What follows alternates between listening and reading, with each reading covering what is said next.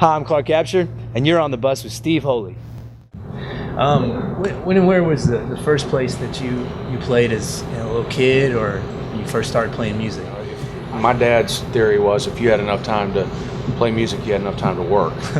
So it was nonsense to him. I can remember I asked him for a guitar when I was 10 years old, and he gave me a guitar. I saw the case; it was wrapped up, and I opened it up, and he had a shovel in there that he could cut off. He said, "That's about your height." He said, "It's a left-handed shovel; it'll fit you perfect. Go to work." Go to work, huh? Yeah. Just wrapping it up. If you weren't a musician, what would you be doing right now? Man, I would be trying to figure out how to become a musician. I don't think I could be happy with anything else. So look forward to you guys coming out on the bus. Yeah, absolutely. Thank you, man. Thanks, man.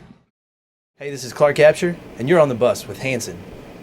Guys, I want to thank you again for just sitting down for just a few minutes. We're not on the bus, we're on the couch. Yeah. Oh, yeah? We've been a band for 15 years. 15 years ago, we did our first show, and originally it was a cappella. We were just singing classic, rock and roll songs, and then a couple years later, everybody started picking up instruments and writing songs. Yeah. It's been about 10 years since our record that really broke through. Right. Thankfully, we still have fans that are willing to, sleep out in front of venues for, 2-3 days, and when it's freezing outside. Yeah, it's been cold. It's not warm. It was 40 degrees out there the past couple nights. Exactly, Yeah, and so as long as people will still come and see us, we'll still be playing. Awesome. Doing the walk is a perfect way to symbolize, the need. Yeah. And say, well, okay, now you've joined us, you've come together, we've done something simple, and you can begin to take action. Favorite cartoon as a kid? Oh, wow. Or now? Wow.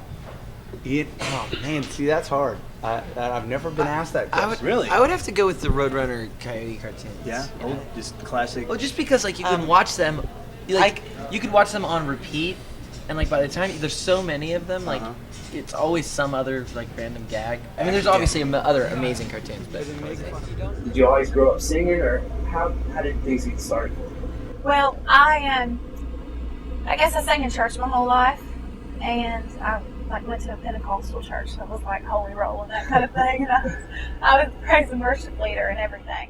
So I did that, and then I actually started singing out in bars all the time. I went to church and singing in bars, and everybody thought I was going to hell after that, but whatever. Yeah. Against all odds, we won Entertainer of the Year that first time. So many people over the years sort of consider George a Texas act. We've got 33 or 34 albums. Every one of them are million plus. Absolutely. How do you pick the Derby horse? Keith Asmussen. George and I have a partner third, but he's our third partner, who is Steve Asmussen's dad, who won the Preakness this year. They got a wonderful horse family, and those guys, they give a tip here every now and then. So, but they're very honest people. Buddy, I'll be there next week. All right. Well, sounds good. Thank you again. All right, I appreciate it. Thank you. All right. I was born in Greenville, South Carolina, and I'm most embarrassed to say this, 1952, and I was blind from birth, so I went to a boarding school for the blind, state school for the blind, and when I was 8 years old, they started me in piano and voice lessons there. Mm-hmm. And for the first few years, I really hated it. I wanted to be with my friends, be on the playground doing the things that my friends were doing, but they kept me in the music, and every year I remember I'd go home and tell my mother, I hate this, it's boring, none of my friends have to do it. But after 5 or 6 years, I started to get a little better. I started to fall in love with it, so I quit trying to quit and just started getting into it. And I decided when I was a senior in high school, I made my decision that I was going to spend all my life, doing music. And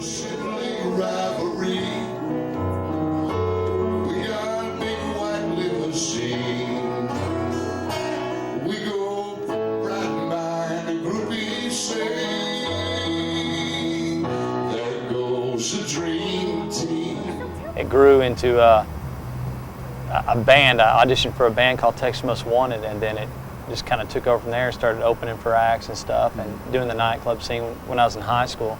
And then from there, I graduated to finally I just moved up to Nashville and been up here pursuing it ever since. So, well, my grandfather always sang in church, and he was definitely a huge influence on me.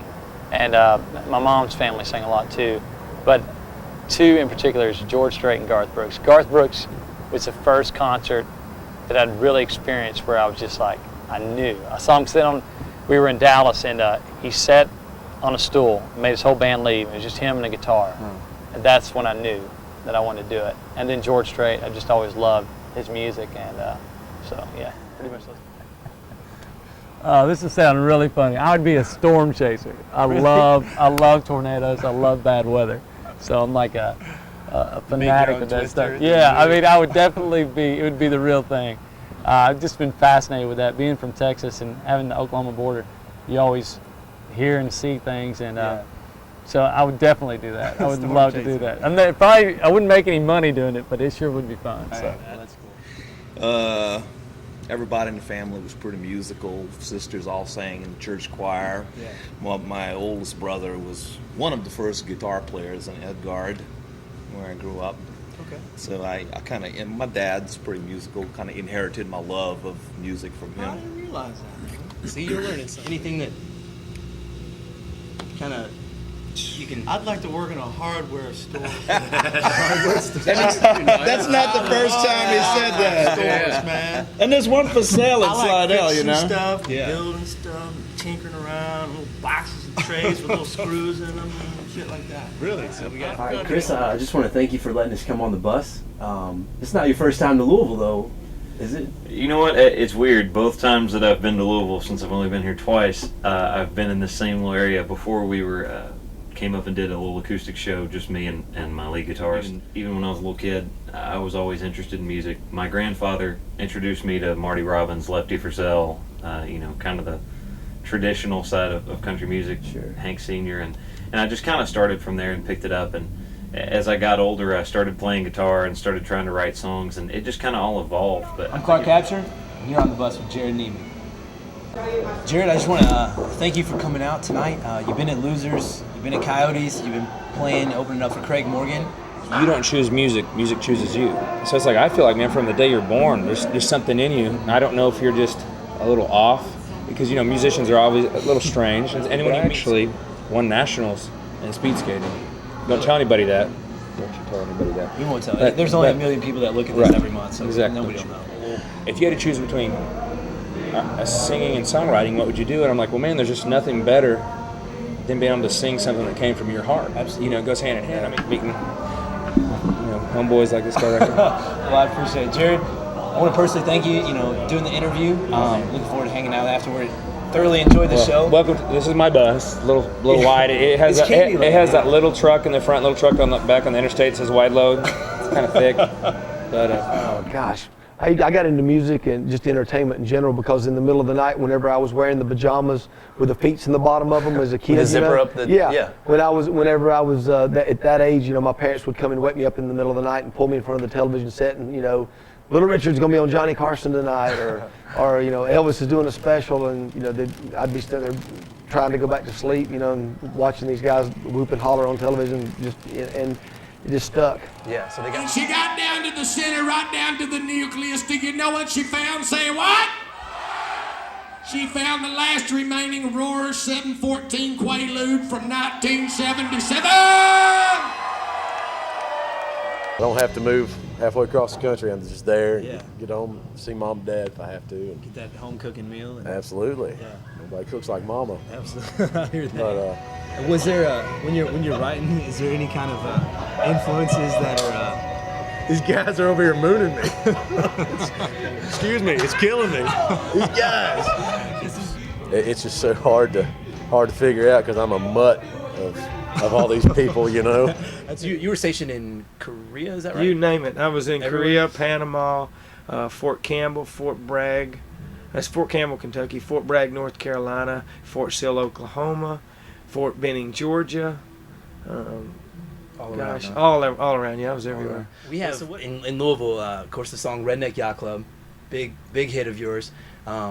we go out on the river every Sunday, and of course they crank it up. We got the party barges and everything, and I've been informed that I have to give you this. This is 10 weeks of the Redneck Yacht Club, and there's some pretty interesting. This is the DVD. This is the DVD. This is the adult version. It might be. You know? But it's just music about the simple things in life, things that looking back and listening to other entertainers, I think we sometimes get away from those things, and that's what everybody, if they're not living that lifestyle, I think there's things in that lifestyle that they would want to do that when they hear that in a song, it makes them think about it, and that's what country music does better than any other format, I think. Music is more than passion for it. It's a business that I absolutely love, and I love the business aspect of it. But if I weren't doing music, if I weren't affiliated with music anyway, I'd probably be in law enforcement. That's kind of what I was going to do. Or dirt bike racing. I failed to mention that. Okay. But I don't think I could make a living at that. Some people do, but they break a lot of if you got paid to crash, I'm your guy.